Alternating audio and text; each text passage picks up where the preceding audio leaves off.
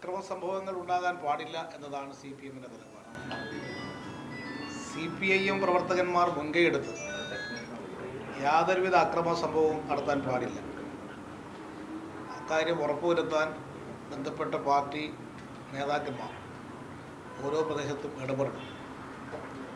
തലശ്ശേരിയിൽ ഇന്നലെ ഉണ്ടായിട്ടുള്ള സംഭവങ്ങൾ ദൗർഭാഗ്യകരമാണ്. RSSന്റെ നേതൃത്വത്തിലാണ് അക്രമത്തിന് തുടക്കം കുറിച്ചത്. CPM-ന്റെ നേതാവായ പടിക്കബാലൻ്റെ വീട് കല്ലായിത്തെരുവിൽ ആക്രമിച്ചതോടുകൂടിയാണ് അവിടെ സംഭവത്തിന് തുടക്കമുണ്ടാകുന്നത്. മുനിസിപ്പൽ കൗൺസിലറായിരുന്ന സഖാവിൻ്റെ വീട് ആക്രമിച്ചു. തുടർന്ന് BJP-യുടെ ഒരു പ്രവർത്തകൻ്റെ വീടിന് നേരെയും സംഭവം ഉണ്ടായി. RSSകാർ കേന്ദ്രീകരിച്ച് CPM-ന്റെ ഏരിയ കമ്മിറ്റി നേതാവ് വാഴയിൽ ശശിയുടെ വീട് ആക്രമിച്ച് തകർത്തു. തുടർന്നാണ് മറ്റു ചില സംഭവങ്ങൾ അവിടെ ഉണ്ടായത്. CPM-ന്റെ സംസ്ഥാന കമ്മിറ്റി അംഗവും MLA-യുമായിട്ടുള്ള AN ഷംസീറിൻ്റെ വീടിന് നേരെ ബോംബെറിഞ്ഞ് വീട്ടിന് നേരെ ആക്രമണമുണ്ടായി. തുടർന്ന് CPM-ന്റെ മുൻ ജില്ലാ സെക്രട്ടറി അഡ്വക്കേറ്റ് P. ശശിയുടെ വീട്, കോടതി പരിസരത്തുള്ള വീട്, അദ്ദേഹത്തിൻ്റെ അഭിഭാഷക ഓഫീസായിട്ട് ഉപയോഗിക്കുന്ന വീടിന് നേരെ, അദ്ദേഹം താമസിക്കുന്ന വീടുമാണ്, കുടുംബാംഗങ്ങളുള്ള വീട്, അവിടെ ബോംബാക്രമണമുണ്ടായി. ഇരിട്ടിയിൽ ഇന്നലെ വൈശാഖ് എന്ന് പറയുന്നൊരു സഖാവിനെ ആക്രമിച്ച് ഗുരുതരമായ പരിക്കുകളോടുകൂടി ഇപ്പോൾ അത്യാസന്ന നിലയിൽ പരിയാരം മെഡിക്കൽ കോളേജിൽ പ്രവേശിപ്പിച്ചിരിക്കുകയാണ്. അദ്ദേഹത്തിൻ്റെ കഴുത്ത് വെട്ടിയെടുക്കാനാണ് ഇന്നലെ RSSകാർ ശ്രമിച്ചത്. പത്തനംതിട്ട ജില്ലയിലും ചില സംഭവങ്ങൾ ഉണ്ടായിരുന്നു. CPM-ന്റെ പത്തനംതിട്ട ജില്ലാ സെക്രട്ടേറിയറ്റ് മെമ്പർ സജിയുടെ വീടിന് നേരെ ആക്രമണം നടത്തുകയും വലിയ തോതിലുള്ള നാശനഷ്ടങ്ങൾ വരുത്തുകയും ചെയ്തു. അടൂരിലും പത്തനംതിട്ടയിലും വലിയ ആക്രമണമാണ് RSSകാർ അടിച്ചുവിട്ടത്. വലിയ തോതിലുള്ള ബോംബ് RSSകാർ ശേഖരിച്ച് വെച്ചിരിക്കുകയാണ്. RSS നിയന്ത്രണത്തിലുള്ള വിദ്യാഭ്യാസ സ്ഥാപനങ്ങളിലാണ് ബോംബ് സൂക്ഷിക്കുന്നത്. അതിൻ്റെ തെളിവാണ് ഇന്നലെ മലയൻകീഴിലുള്ള RSS നിയന്ത്രണത്തിലുള്ള സരസ്വതി വിദ്യാനികേതൻ എന്ന സ്കൂളിൽ നിന്ന് ബോംബ് ശേഖരം പിടികൂടുന്ന അവസ്ഥയുണ്ടായി. RSS നിയന്ത്രിക്കുന്ന വിദ്യാഭ്യാസ സ്ഥാപനങ്ങൾ പോലും ബോംബുകൾ സൂക്ഷിച്ചു വെക്കാനും ആയുധ ശേഖരണത്തിന് വേണ്ടി ഉപയോഗിക്കുന്ന അവസ്ഥയുണ്ടായിരിക്കുകയാണ്. RSS നിയന്ത്രിക്കുന്ന ക്ഷേത്രങ്ങളിലും ബോംബുകൾ ശേഖരിച്ചു വെക്കുകയും ആയുധങ്ങൾ ശേഖരിച്ചു വെക്കുകയും ചെയ്യുന്ന സ്ഥിതി സംസ്ഥാനത്തുണ്ട്. ഇത്തരത്തിൽ കേരളത്തിലുടനീളം കലാപം സംഘടിപ്പിക്കുക എന്നതാണ് RSSൻ്റെ ഉദ്ദേശം. ഇപ്പോൾ ഇത് RSSൻ്റെ തന്നെ ഈ സംഭവങ്ങളുടെ നേതൃത്വം ഏറ്റെടുത്തിരിക്കുകയാണ്. ഇതിൻ്റെ ഫലമായി BJP-യുടെ നേതൃത്വത്തിന് യാതൊരു നിയന്ത്രണവും എവിടെയും ഇല്ലാത്തൊരവസ്ഥ വന്നു കഴിഞ്ഞിരിക്കുകയാണ്. ഇതിൻ്റെ ഫലമായ ഒരു അരാജകത്വമാണ് സംസ്ഥാനത്ത് ഇപ്പോൾ നടക്കുന്നത്. ഇത്തരം സ്ഥിതി അവസാനിപ്പിക്കാൻ BJP-യുടെ ഉന്നത നേതൃത്വം ഇടപെടണം. RSSൻ്റെ ഒരു വിഭാഗത്തിൻ്റെ ഒത്താശയോടുകൂടി നടക്കുന്ന ആക്രമണങ്ങളാണ് കേരളത്തിൽ നടക്കുന്നത്. ഇത് കേരളത്തിൽ സ്ത്രീ പുരുഷ സമത്വത്തിന് വേണ്ടി ആരംഭിച്ചിട്ടുള്ള നവോത്ഥാന പ്രസ്ഥാനത്തിൻ്റെ പുതിയ മുന്നേറ്റത്തെ തടഞ്ഞ് അക്രമം എന്നൊരവസ്ഥ വരുത്തുക എന്നുള്ളതാണ് RSS ഉദ്ദേശിക്കുന്നത്. CPM BJP ആക്രമണം എന്ന വാർത്തയിലേക്ക് എത്തിച്ച് യഥാർത്ഥ പ്രശ്നത്തിൽ ശ്രദ്ധ തിരിച്ചു പിടിക്കാനാണ് RSS ഇത്തരം ആക്രമണങ്ങൾ നടത്തുന്നത്. അതുകൊണ്ട് CPIM ഈ കാര്യത്തിൽ ജാഗ്രത പാലിക്കണം. BJP-കാരുണ്ടാക്കുന്ന പ്രകോപനത്തിൽ CPM പ്രവർത്തകന്മാർ പെട്ടുപോകരുത്.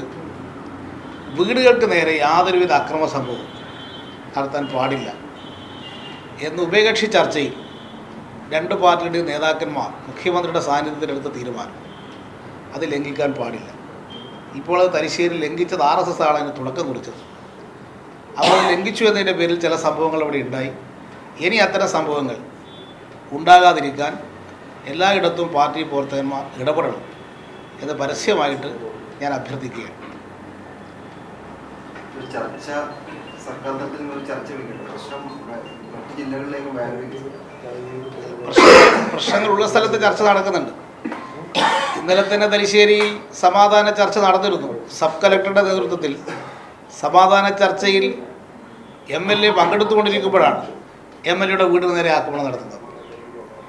ഈ സമീപനം തന്നെ പരിശോധിക്കപ്പെടേണ്ടത്. സമാധാന ചർച്ച ഒരു ഭാഗത്ത് നടക്കുക, സമാധാന ചർച്ചയിൽ പങ്കെടുക്കുന്ന നേതാക്കന്മാരുടെ വീട് പോയിട്ട് ആക്രമിക്കുക. ഇതാണ് ഇന്നലെ തലശ്ശേരിയിലുണ്ടായത്. പക്ഷേ എന്നിരുന്നാലും സമാധാനവുമായി മുന്നോട്ട് പോകാൻ തന്നെയാണ് CPM ഉദ്ദേശിക്കുന്നത്.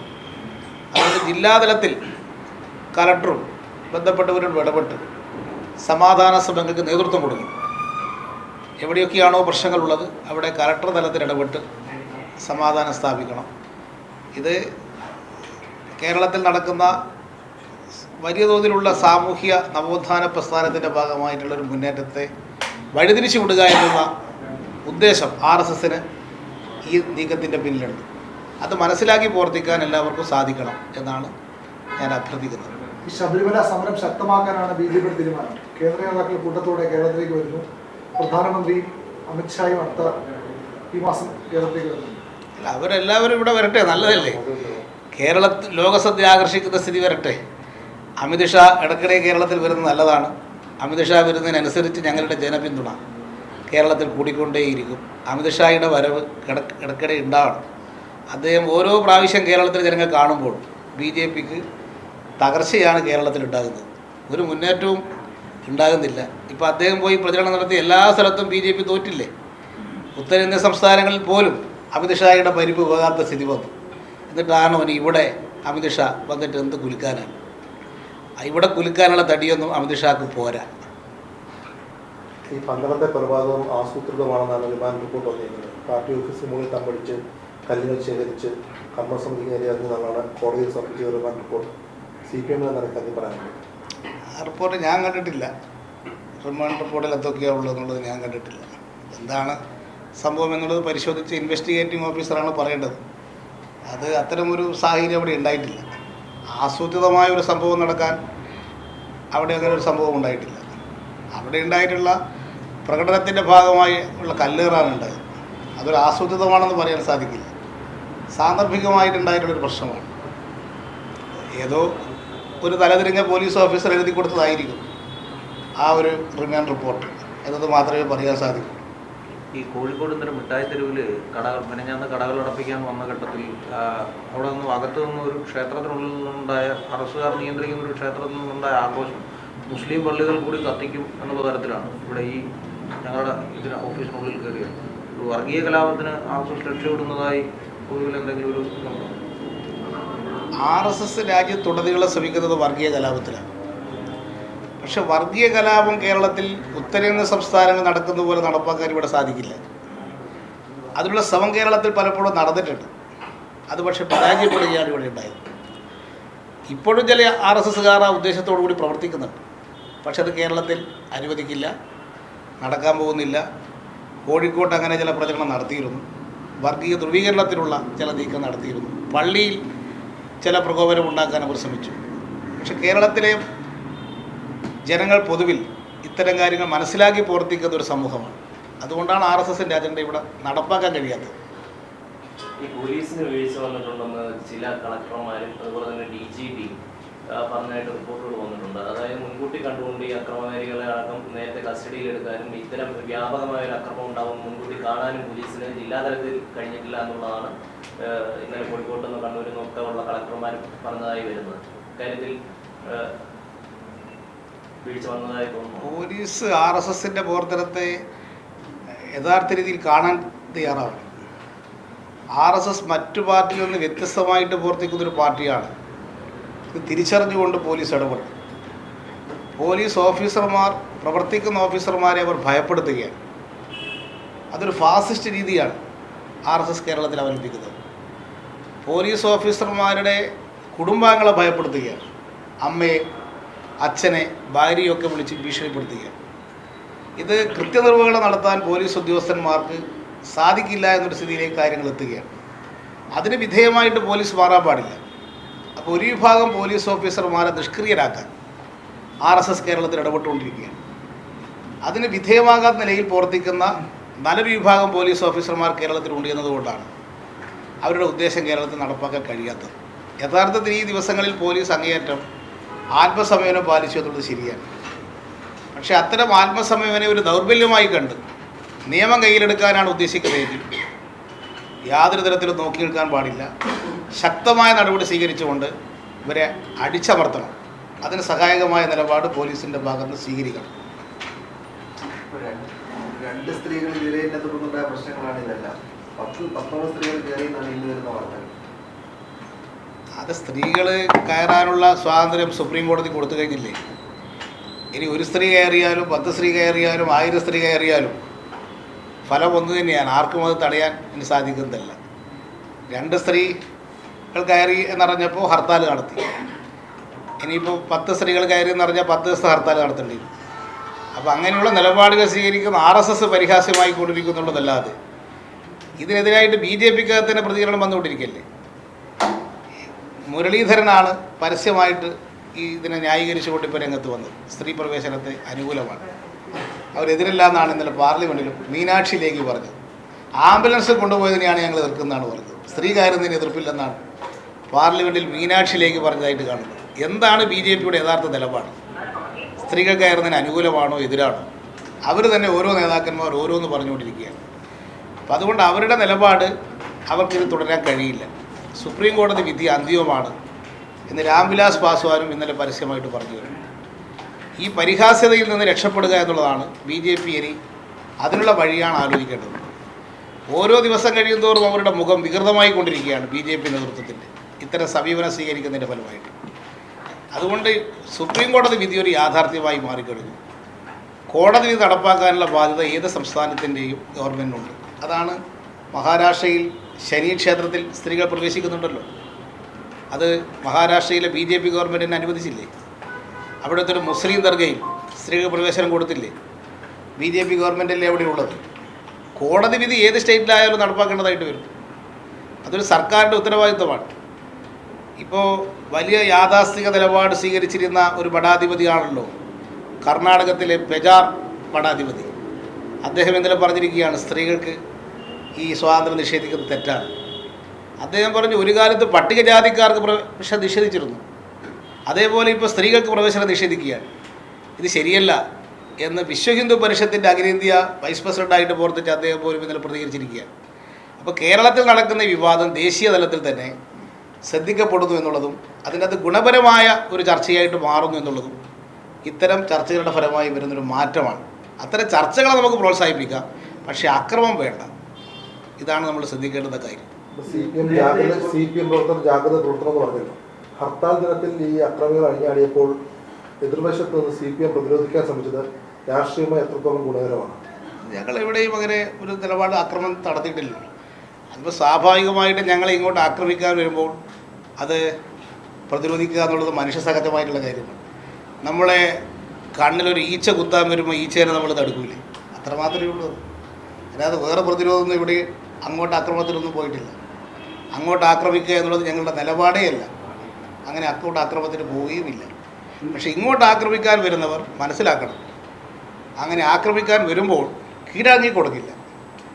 മറ്റു പല ആളുകളും RSSന് മുമ്പിൽ കീഴടങ്ങി കൊടുക്കും, പക്ഷേ ഞങ്ങൾ കീഴടങ്ങില്ല. ഈ വ്യത്യാസം CPMഉം മറ്റു പാർട്ടികളും തമ്മിലുണ്ട്. മറ്റ് സ്റ്റേറ്റിലൊക്കെ എന്താണ് RSSന് പ്രതിരോധമില്ല, കീഴടങ്ങി കൊടുക്കും. ഞങ്ങൾ കീഴടങ്ങില്ല. ആ വ്യത്യാസം ഞങ്ങൾക്ക് കിട്ടുമെന്നുള്ള RSS തിരിച്ചറിയണം. മറ്റ് സ്ഥലത്ത് കോൺഗ്രസ്സുകാർ കീഴടങ്ങിയതുപോലെ ഞങ്ങൾ കേരളത്തിൽ കീഴടക്കാം എന്ന് വിചാരിക്കണം. അതുകൊണ്ടാണല്ലോ കേരളത്തിൽ 216 CPMകാരെ കൊന്നില്ലേ RSSകാർ. എന്നിട്ട് CPMനെ ഇല്ലാതാക്കാൻ സാധിച്ചോ? അതുകൊണ്ട് ആ കളി കേരളത്തിൽ വേണ്ട. അതാണ് ഞങ്ങൾക്ക് അവരോട് പറയാനുള്ളത്. ഈ CPM RSS സംഘർഷം നടക്കുന്നു. ശബരിമല പശ്ചാത്തലത്തിലാണ് ഇങ്ങനെയൊരു സംഘർഷം നടക്കുന്നത്. CPMന് ഗുണമാണ്, ഈ ചർച്ചയിൽ നിന്ന് വഴി തിരിച്ചുവിടാനാണ് എന്നാണ് BJP രാവിലെ ആരോപണം ഉന്നയിച്ചത്. അതിന്റെ ഈ അക്രമം ആർക്കാണ്? അല്ല, ഈ അക്രമം ഞങ്ങൾക്ക് നല്ലതല്ല. ഞങ്ങൾ ഈ അക്രമം ഉദ്ദേശിക്കുന്നില്ല. അതുകൊണ്ടാണ് ഞാനിപ്പോൾ പരസ്യമായിട്ട് പറയുന്നത് ഒരു തരത്തിലുള്ള അക്രമ പ്രവർത്തനവും നടത്താൻ പാടില്ല. ഇതിൽ നിന്ന് നമ്മുടെ CPM പ്രവർത്തകന്മാർ തന്നെ എവിടെയെങ്കിലും അത്തരത്തിലുള്ള നീക്കമുണ്ടെങ്കിൽ പിന്തിരിയണം എന്ന് പരസ്യമായിട്ട് തന്നെ അഭ്യർത്ഥിക്കുകയാണ്. ഞങ്ങൾക്ക് അക്രമം ഒരു തരത്തിലും ഈ സാഹചര്യത്തിൽ ഒരാൾക്കും നല്ലതല്ല, സമൂഹത്തിന് നല്ലതല്ല. അക്രമം മാർക്സിസ്റ്റ് അക്രമം മറ്റക്രമം എന്ന് പറഞ്ഞുകൊണ്ട് കേരളം അക്രമ സംസ്ഥാനമാണെന്ന് വരുത്തുന്നത് യഥാർത്ഥ പ്രശ്നങ്ങളിൽ നിന്ന് വഴിതിരിച്ചു വിടാൻ മാത്രമേ സഹായിക്കൂ. അത് നല്ലതല്ല എന്നതുകൊണ്ടാണ് അത്തരം സ്ഥിതി പാടില്ല അത് പരസ്യമായിട്ട് ആഹ്വാനം ചെയ്തത്. ഈ അക്രമം വ്യാപകമായി പോലീസിൻ്റെ ഭാഗത്ത് ജാഗ്രതക്കുറവില്ല. പോലീസിന് ഇത്തരം കാര്യത്തിൽ എന്ത് ചെയ്യാൻ സാധിക്കും? പോലീസ് ഇല്ലാത്തതുകൊണ്ടാണോ ജമ്മു കാശ്മീരിൽ അക്രമം നടക്കുന്നത്? പട്ടാളത്തിൻ്റെ കീഴിലല്ലേ ജമ്മു കാശ്മീർ? പട്ടാളത്തെയും പോലീസിനെയും വെച്ച് എല്ലാ കാര്യങ്ങളും പരിഹരിക്കാൻ കഴിയില്ല. നമ്മൾ ജനങ്ങൾ തന്നെ സമാധാനം പാലിക്കണ്ടേ? പോലീസിനെ ദിവസവും കുറ്റപ്പെടുത്തി പോലീസ് ഇല്ലാത്തതുകൊണ്ടാണ് ഞങ്ങൾ അടികൂടുന്നത് പറയാൻ പറ്റുമോ? ഇതൊരു പരിഷ്കൃത സമൂഹത്തിന് യോജിച്ചതാണ്. അതുകൊണ്ട് പോലീസല്ല എല്ലാ സ്ഥലത്തും വീട്ടിൻ്റെ മുമ്പിൽ പോലീസിനെ കാവൽ നിർത്തി ജീവിക്കാൻ പറ്റും. എല്ലാ ആളുകളുടെ പിന്നാലെ 100 പോലീസുകാരെ നിർത്തി യാത്ര ചെയ്യാൻ പറ്റും? അതൊന്നും സാധിക്കുന്ന കാര്യമല്ല. അത് പോലീസിന് അങ്ങനെ ചെയ്യാനും സാധിക്കില്ല. അതല്ല നമ്മുടെ സമൂഹത്തിൽ ഉണ്ടാകേണ്ടത്. കേരളം ഒരു പരിഷ്കൃത സമൂഹമായിട്ട് മാറുമ്പോൾ ഇത്തരത്തിലുള്ള നിന്ന് മാറി നിൽക്കാനാണ് നമ്മൾ ശ്രദ്ധിക്കേണ്ടത്. അതിന് നമ്മൾ ഓരോരുത്തരും അത് സ്വയം സ്വീകരിക്കേണ്ടതൊരു കാര്യമാണ്. അതുകൊണ്ട് അക്രമം ഒരു കാരണവശാലും ഉണ്ടാകാൻ പാടില്ല. ആദ്യ ദിവസം നടയടച്ച് ശുദ്ധിക്രിയ നടത്തിയ തന്ത്രി ഇന്നലെ ശുദ്ധിക്രിയ നടയടക്കുന്നില്ല എന്ന് ചോദിച്ചപ്പോൾ പേര് കഥ അടയ്ക്കുന്നതിന് സാഹചര്യം ഉണ്ടായി. അപ്പോൾ അതിനകത്ത് മാറ്റം വന്നിട്ടുണ്ടെന്ന് പ്രതീക്ഷിക്കാം. അതൊക്കെ ശുദ്ധിക്രിയ എന്ന് പറയുന്നത് തന്നെ 1 മണിക്കൂർ കൊണ്ട് ചെയ്യാൻ കഴിയുന്നില്ലെന്നാണ് ഇത് സംബന്ധിച്ച് പാണ്ഡിത്യമുള്ള ചില വ്യക്തികൾ പറയുന്നത്. ഡോക്ടർ രാജൻ ഗുരുക്കളുടെ ഒരു ലേഖനം പുറത്തു വന്നിട്ടുണ്ട്. എന്താണ് ശുദ്ധിക്രിയ? അതൊരു ശുദ്ധിക്രിയ പൂർത്തിയാക്കണമെങ്കിൽ ദിവസങ്ങളെടുക്കും. ഇത് 1 മണിക്കൂർ കൊണ്ട് നടത്തിയ ശുദ്ധിക്രിയ ഈ പറയുന്ന ശുദ്ധിക്രിയ അല്ല എന്നുള്ള പ്രശ്നം ഉയർന്നു വന്നിട്ടുണ്ട്. അപ്പോൾ അതൊക്കെ നമുക്ക് വിവരമില്ലാത്ത മേഖലകളാണ്. അത് തർക്ക വിതർക്കത്തിന് വേണ്ടി അവർക്ക് വിട്ടുകൊടുക്കുക. എന്താണ് ശുദ്ധിക്രിയ എന്ന് എനിക്കറിഞ്ഞൂടാ. അറിയാത്ത കാര്യത്തെ സംബന്ധിച്ച് നമ്മൾ പ്രതികരിച്ചിരുന്നതാണ് കാര്യം. നേരത്തെ ഒരു വിഭാഗം പോലീസ് ഓഫീസർമാരെ പോലീസുകാരെ നിഷ്ക്രിയരാക്കാനാണ് RSSന്റെ ശ്രമം എന്ന് പറഞ്ഞത്. അങ്ങനെ ഈ പല കാര്യങ്ങളും ഇപ്പോൾ ഈ ശബരിമലയിലെ സ്ഥിതിയായാലും പല വിഷയങ്ങളിലും ഈ RSSകാരായ പോലീസുകാർക്ക് വിവരങ്ങൾ ചോർത്തി കൊടുക്കുന്നുണ്ട് ഈ എന്ന് തോന്നുന്നു. അതുണ്ടാകാം, സ്വാഭാവികമായിട്ടും അത്തരത്തിലുള്ള കാര്യങ്ങൾ നടക്കുന്നുണ്ടാവും. ഇത്തരം ഒരു ഉദ്ദേശം തടയാൻ RSSന് സ്വാധീനിക്കാൻ കഴിയുന്ന ആളുകളെ സ്വാധീനിക്കും, ഉദ്യോഗസ്ഥന്മാരെ സ്വാധീനിച്ചെന്ന് വരും. ആ കാര്യത്തിൽ ജാഗ്രത പാലിക്കാൻ പോലീസിന് കഴിയണം, പൊതുവിൽ കഴിയണം. പോലീസിനകത്ത് പല വിഭാഗങ്ങളുണ്ടാവും. അങ്ങനെയുള്ള ഏതെങ്കിലും ആളുകൾ വിചാരിച്ചാൽ പോലീസിൻ്റെ പൊതു തീരുമാനത്തെ പരാജയപ്പെടുത്താൻ അനുവദിക്കരുത്. പോലീസ് എപ്പോഴും ഒരു പൊതു തീരുമാനത്തിൻ്റെ ഭാഗമായി പ്രവർത്തിക്കേണ്ടവരാണ്. അത് പരാജയപ്പെടുത്താൻ ഏതെങ്കിലും പോലീസ് ഓഫീസർമാർ അതിനകത്ത് ശ്രമിക്കുന്നുണ്ടെങ്കിൽ അവരെ കണ്ടെത്തി അവരുടെ പേരിൽ നടപടി സ്വീകരിക്കുകയാണ് വേണ്ടത്. ഈ വനിതാ മതിലിന് ശക്തമായ പിന്തുണ നൽകി SNDP യോഗം ജനറൽ സെക്രട്ടറി വെള്ളാപ്പള്ളി നടേശന്റെ ഭാര്യ ഇന്ന് ടൈംസ് ഓഫ് ഇന്ത്യക്ക് കൊടുത്ത ഒരു ഇന്റർവ്യൂ ആണ്. We have been betrayed badly in the name of നവോത്ഥാനം എന്നാണ് ഇതിന്റെ ഹെഡ്ലൈൻസ് കൊടുത്തിരിക്കുന്നത്. നവോത്ഥാന മതിലിന്റെ പേരിൽ തങ്ങളെ അത് നവോത്ഥാന മതിൽ നടത്തിയതും ഈ സ്ത്രീ പ്രവേശനവും തമ്മിൽ ബന്ധമില്ല. അതാ ഭാഗമായിട്ട് അതിൻ്റെ ബന്ധമുണ്ടെന്ന് വിചാരിച്ചിട്ട് പറയുന്നൊരു പ്രതികരണം മാത്രമാണ്. നവോത്ഥാന മതിലെന്ന് പറയുന്ന മഹത്തായ ഒരു ലക്ഷ്യത്തിന് വേണ്ടിയിട്ടുള്ളതാണ്. അത് സ്ത്രീ പുരുഷ സമത്വം എന്നുള്ള പൊതു ആശയത്തിന് വേണ്ടിയിട്ടുള്ളതാണ്. നവോത്ഥാനത്തിൻ്റെ ഇന്നത്തെ രൂപമാണ് സ്ത്രീ പുരുഷ സമത്വം, സ്ത്രീ ശാക്തീകരണം. ഇന്നത്തെ നവോത്ഥാന പ്രസ്ഥാനത്തിൻ്റെ ഭാഗമാണ്. നേരത്തെ പട്ടികജാതി പട്ടികവർഗ വിഭാഗത്തിനും പിന്നോക്ക സമുദായത്തിൽപ്പെട്ടവർക്കും ക്ഷേത്രപ്രവേശനമായിരുന്നെങ്കിൽ ഇന്ന് ക്ഷേത്രപ്രവേശനം നിഷേധിച്ചിരിക്കുന്ന സ്ത്രീകൾക്ക് ക്ഷേത്രപ്രവേശനത്തിന് വേണ്ടിയുള്ളതാണ് ഇപ്പോഴത്തെ നവോത്ഥാന പ്രസ്ഥാനം.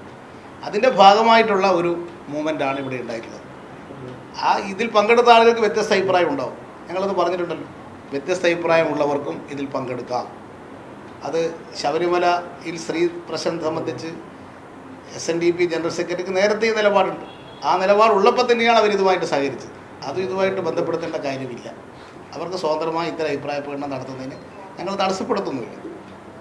ശബരിമല സ്ത്രീ പ്രവേശം സംഭവിച്ച പശ്ചാത്തലത്തിൽ ഈ വനിതാ മതിലിന്റെ പേരിൽ ഒരു വലിയ ഐക്യമൊക്കെ ഒരു വിഭാഗം ഹിന്ദു സംഘടനകളുടെ ഭാഗത്തുണ്ടായിരുന്നു. അത് ശിഥിലമാകാനുള്ള സാധ്യതയുണ്ട്. കാരണം അങ്ങനെ സൂചനയൊക്കെയാണ് SNDPയുടെ ഭാഗത്ത് നിന്ന് വന്നു തുടങ്ങുന്നത്. നവോത്ഥാന മൂല്യങ്ങളുടെ തുടർച്ച കേരളത്തിലുണ്ടോ? അത് ശിഥിലമാക്കാൻ ആർക്കും സാധിക്കില്ല. അത് ശിഥിലമാക്കണമെന്നുള്ള ഉദ്ദേശം അവർക്കാർക്കും ഉണ്ടെന്ന് തോന്നുന്നില്ല.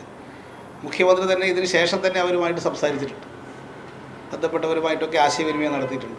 അവർ തന്നെ യോഗം ചേർന്ന് തുടർ കാര്യങ്ങളെ സംബന്ധിച്ച് ആലോചിക്കുകയാണ് വേണ്ടത്.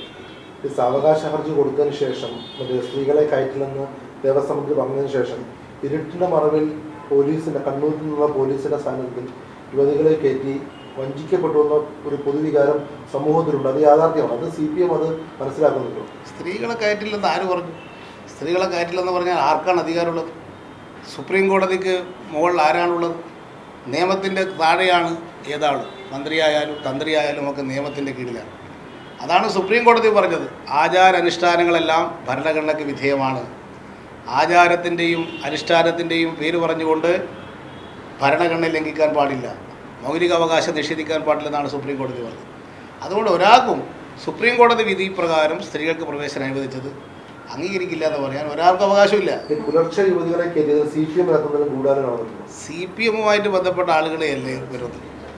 ഇവർ CPM-ഉമായിട്ട് ബന്ധമില്ല. CPM-ഉമായിട്ട് ബന്ധപ്പെട്ട് ഞങ്ങളെടുത്ത തീരുമാനമാണെങ്കിൽ രണ്ടാളല്ലല്ലോ കാര്യം. ഈ പറയുന്ന ലക്ഷക്കണക്കിന് സ്ത്രീകൾ ശബരിമലയിലേക്ക് എത്തിയിട്ടുണ്ടാവില്ലേ? CPM എടുത്ത തീരുമാനമാണെങ്കിൽ അത് തടയാൻ സാധിക്കുമോ? ഞങ്ങൾക്ക് അങ്ങനെ ഒരു തീരുമാനമില്ല. ഞങ്ങൾക്ക് ഒരു സ്ത്രീയെയും കൊണ്ടുപോകണമെന്നുള്ള തീരുമാനം ഞങ്ങൾക്കില്ല. അതുകൊണ്ട് ഞങ്ങളുമായി ബന്ധപ്പെട്ട ഒരു നടപടിയല്ല സ്ത്രീകൾ അവിടെ പ്രവേശിച്ചത്. അവർ തന്നെ പറഞ്ഞല്ലോ ഞങ്ങൾ എങ്ങനെയാണ് വന്നത്. ബാഹ്യപ്രേരണയൊന്നും ഉണ്ടായിരുന്നില്ല. അവർ ആംബുലൻസിനാണ് പോയതെന്നും കഥയുണ്ടാക്കി. അതൊന്നും അല്ലാന്ന് അവർ കൃത്യമായി പറഞ്ഞില്ലേ. സാധാരണ സ്ത്രീകൾ പോകുന്ന വഴിയിൽ കൂടി തന്നെയാണ് ഞങ്ങൾ പോയത് എന്നൊക്കെ അവർ പരസ്യമായിട്ട് പറഞ്ഞില്ലേ. അപ്പോൾ അത് സംബന്ധിച്ച് ആംബുലൻസ് കൊണ്ടുപോയി എന്നൊക്കെയുള്ള കഥയുണ്ടാക്കിയത് ഇത് വക്രീകരിച്ചുകൊണ്ട് ആളുകൾ തെറ്റിദ്ധാരണ ഉണ്ടാക്കാനാണ്. ഇപ്പോൾ പല സ്ത്രീകളും അവിടെ പോയതായിട്ട് പറയുന്നുണ്ട്. ഇപ്പോൾ ഇന്ന് പത്രത്തിൽ കണ്ട് 10 ആൾ പോയി.